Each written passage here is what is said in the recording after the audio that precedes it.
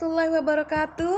Selamat datang di kanal YouTube Mas Dosen Production, media informasi bagi dosen dan mahasiswa di seluruh Indonesia yang akan mengupas tuntas topik seputar Tridharma Perguruan Tinggi dan dinamika kehidupan kampus.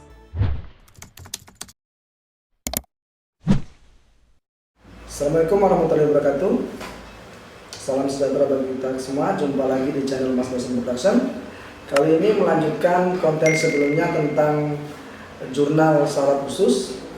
Pada konten kali ini Mas Dosen akan menjelaskan agak lebih detail dari konten sebelumnya tentang syarat-syarat artikel kita bisa menjadi artikel syarat khusus atau syarat utama bagi kenaikan pangkat jenjang akademik kita, baik ke level kepala maupun ke guru besar.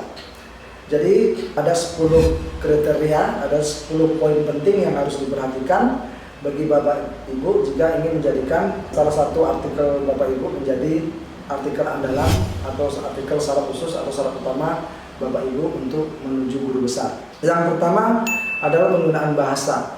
Bahasanya harus berkualitas baik. Jadi kalau menggunakan bahasa Inggris berarti bahasa Inggrisnya harus baik. Tidak ada kesalahan typo, tidak ada kesalahan grammar. Jadi zero toleran dalam kesalahan penggunaan bahasa maupun dalam pemetikan kata-kata yang digunakan di dalam artikel syarat khusus. Jadi yang pertama adalah bahasa yang digunakan itu adalah bahasa yang berkualitas baik. Kemudian yang kedua, artikel itu harus memiliki novelty atau kebaruan, ada kontribusi terhadap ilmu pengetahuan Bapak Ibu. Jadi artikel yang baik, artikel yang bisa dijadikan syarat utama atau syarat khusus ke LK maupun ke guru besar adalah artikel yang memiliki kebaruan, yang memiliki kontribusi terhadap ilmu pengetahuan. Kemudian poin yang ketiga yang penting adalah topik artikel atau topik penelitian yang diterbitkan dalam artikel itu harus sesuai dengan bidang ilmu dosen pengusul. Sekali lagi harus sesuai dengan bidang ilmu pengusul. Tidak boleh artikel syarat khusus itu di luar bidang ilmu dosen pengusul, ya. Jadi harus satu bidang atau dalam bidang kajian seorang dosen pengusul, seperti itu. Kemudian yang keempat, rumusan masalah harus jelas. Sebuah artikel yang baik itu harus ada rumusan masalah yang jelas. Jelas ini bukan berarti harus ada pertanyaan penelitian 1, 2, 3. Jadi artinya boleh jelas, boleh dia memang clearly stated di dalam artikel, atau boleh dia misalnya secara implied dia ada di dalam artikel itu, tapi jelas pembaca tahu bahwa ini ada rumusan masalahnya. Jadi artikelnya harus memiliki rumusan masalah. Kemudian yang kelima, metodologi harus jelas dan runut.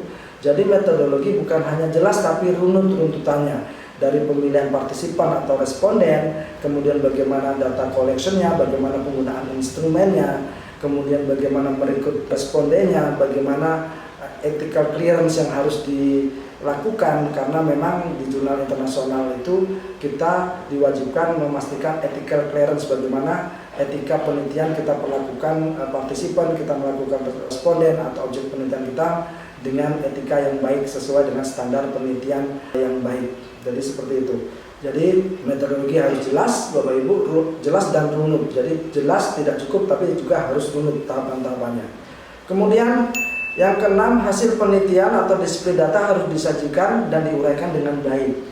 Kalau misalnya penelitian kualitatif, bagaimana disiplin penelitian kualitatif. Kalau dia kuantitatif, bagaimana data disiplinnya juga harus baik. Kemudian kalau dia mixed method, bagaimana kombinasi antara data kualitatif dan kuantitatif itu harus terdisplay, harus muncul di dalam pembahasan itu dengan baik dan terurai dengan baik. Artinya tahapan-tahapannya, display-displaynya, display datanya juga diuraikan dengan baik. Seperti itu. Kemudian yang ketujuh, pembahasan harus mendalam dan elaboratif.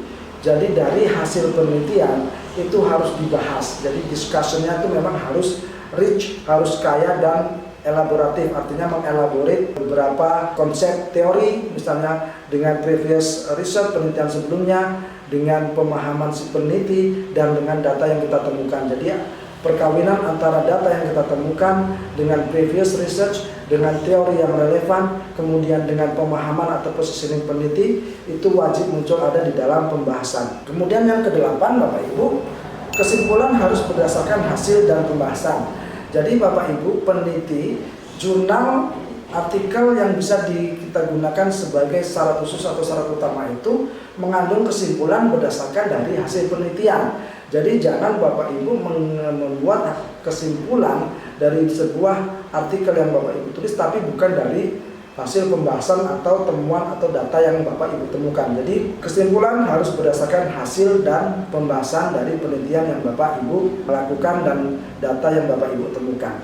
Kemudian sitasi dan referensi harus sinkron.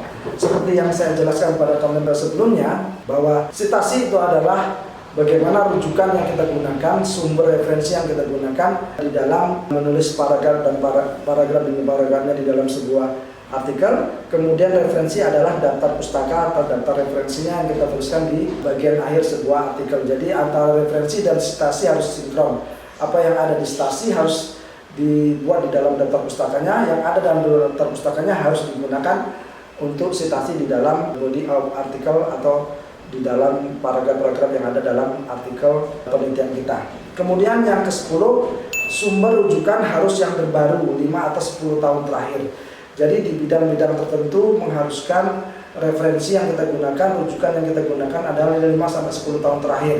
Karena tren-tren pendidikan, misalnya tren-tren ilmu sosial, tren-tren ilmu sains juga sangat progresif, artinya cepat berubah. Makanya dianjurkan bahwa artikel-artikel yang kita tulis untuk syarat utama atau syarat khusus kenaikan pangkat itu artikel-artikel yang mempunyai rujukan referensi yang terbaru, terupdate, yang terkini.